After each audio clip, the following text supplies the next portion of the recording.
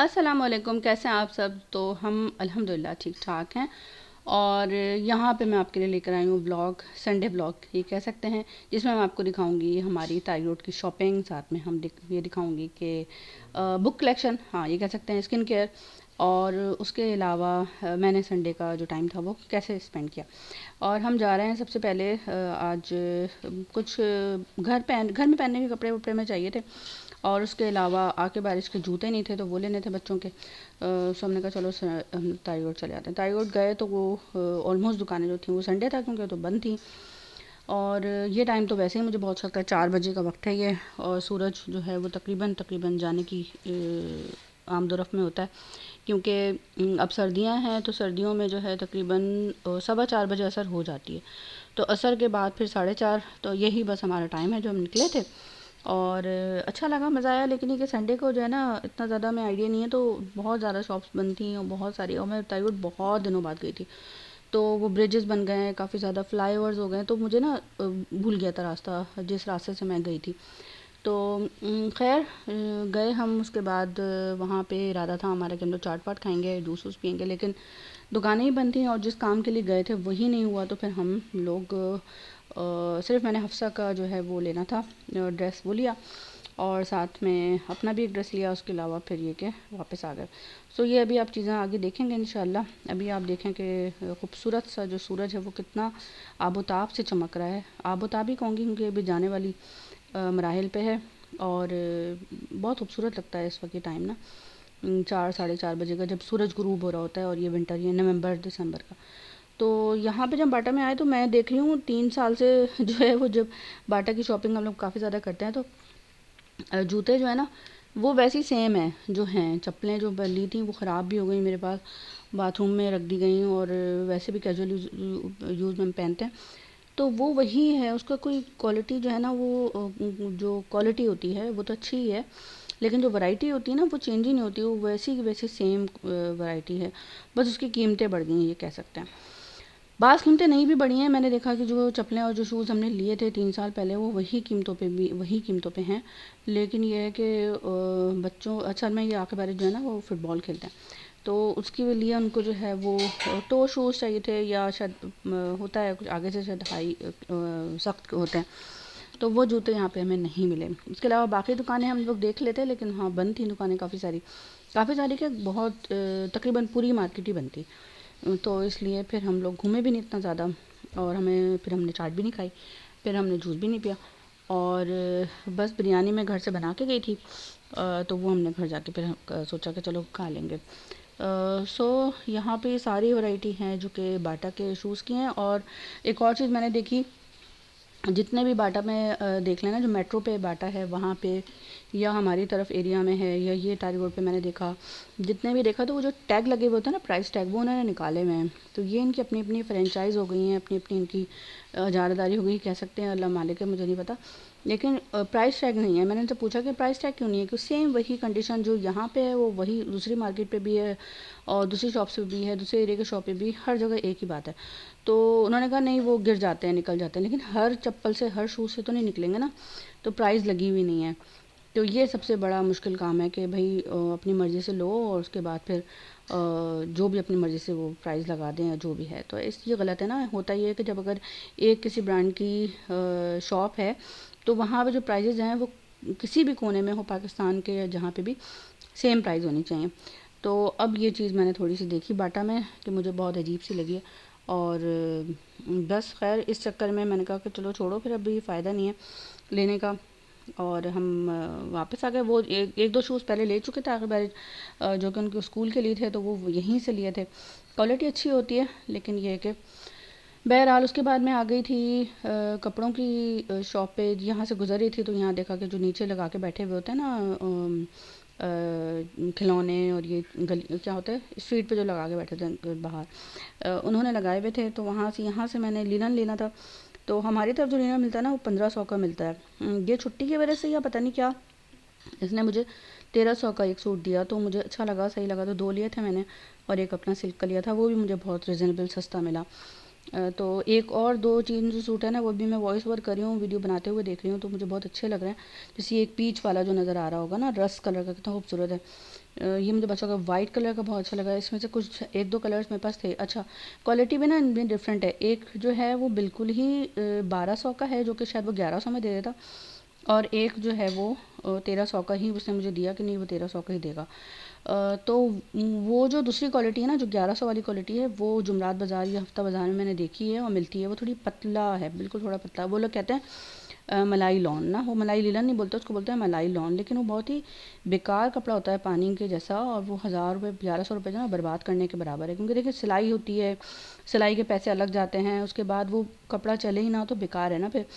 तो उन्होंने ये बोला कि वो गर्मी के लिए होता है, लेकिन ये बेकार बातें होती हैं, ये उसकी क्वालिटी इतनी घटिया होती है कि फिर लेने का फ़ायदा नहीं है। तो फिर मैंने, खैर ये वाला स्काई ब्लू भी कितना खूबसूरत है, ये शायद सिल्क वाला है।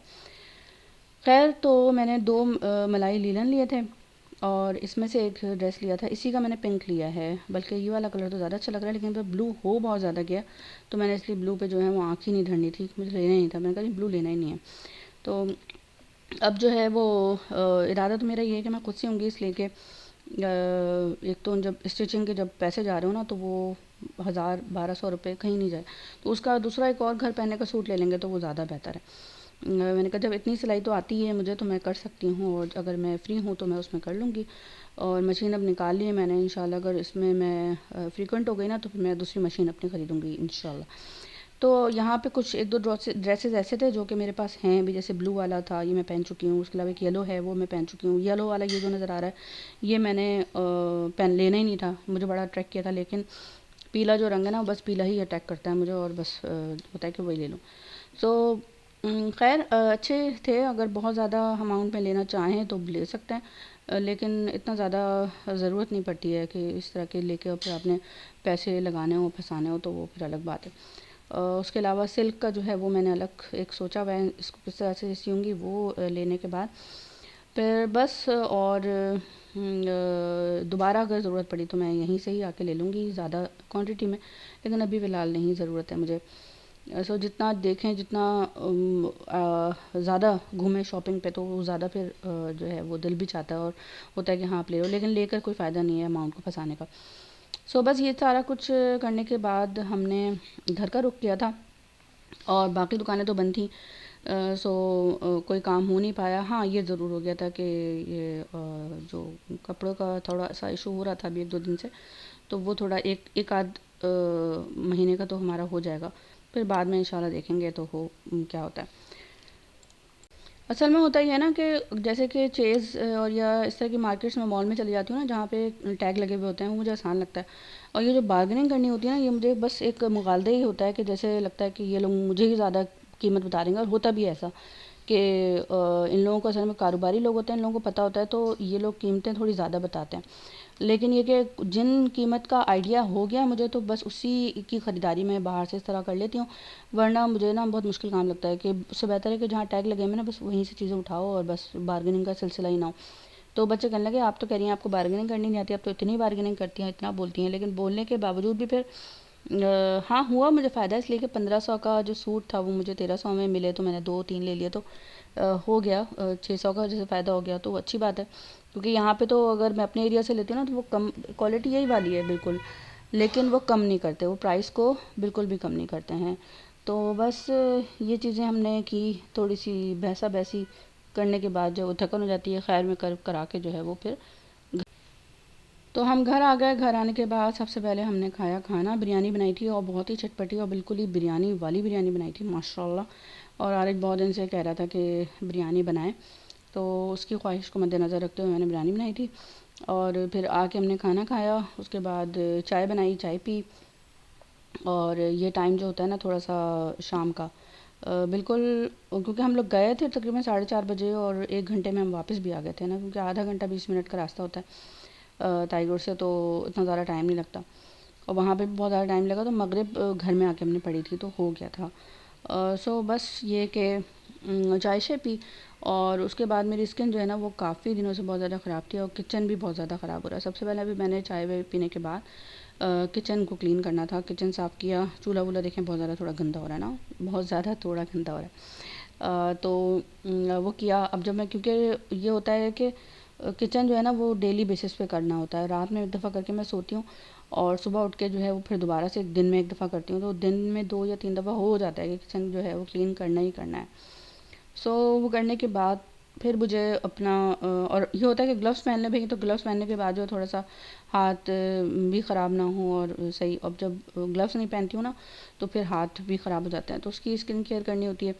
सो वो तो खैर मैंने आज नहीं की, मैंने अभी सिर्फ फ़िलहाल जो है वो अपना मेकअप रिमूव करना था, मेकअप अच्छा सा किया था मैंने। अभी मेकअप की ना एक अच्छी सी वीडियो बनाऊंगी मैं, कुछ मेकअप के किट्स लेके आई थी, चीज़ें लेके आई थी, वो इंशाल्लाह आपके साथ शेयर भी करूंगी और मेकअप लुक मैं आपको दूंगी इंशाल्लाह।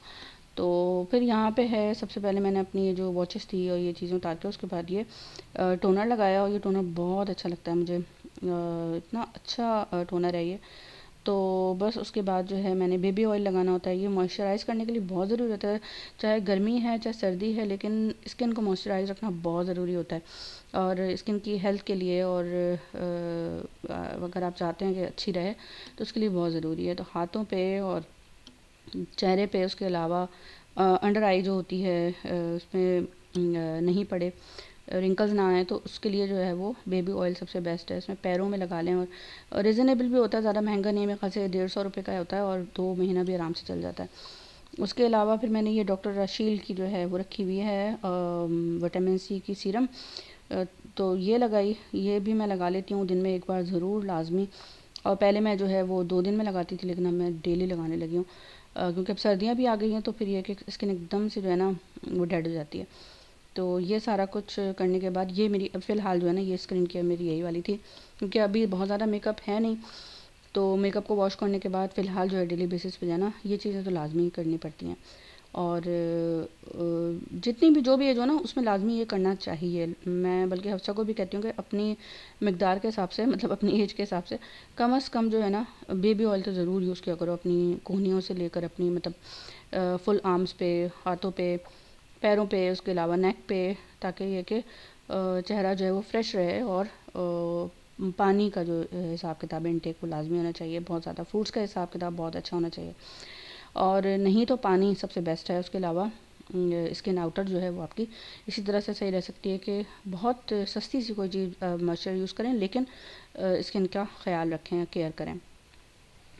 उसके अलावा हम लोगों का ये होता है कि बस चूल्हे के आगे जाने के बाद जो सोचते हैं कि नहीं कुछ भी नहीं, लेकिन वो जो ग्रीस लगती है हमारे मुंह पे वो ही जमते जमते जमते जो है वो हमारी स्किन का बेड़ा गर्क कर देती है। जिस तरह से आप किचन की वॉल देखते हैं कितनी ख़राब होती है, वो यही वाला हाल है। अब यहाँ पे आ गई थी, मैंने कहा चलो एक किताब निकालती हूँ, पढ़ती हूँ, और वो मैंने शायद मेरे ख्याल से क्वार्टर ख़त्म की, उसके बाद दोबारा से मैं अपनी धंधे पे लग गई हूँ और मैंने यूट्यूब की वीडियोस बनाना बिल्कुल छोड़ दी थी। तो फिर मैं बुक पे आ गई थी और अच्छा लगा पढ़ना, सुकून मिलता है बहुत।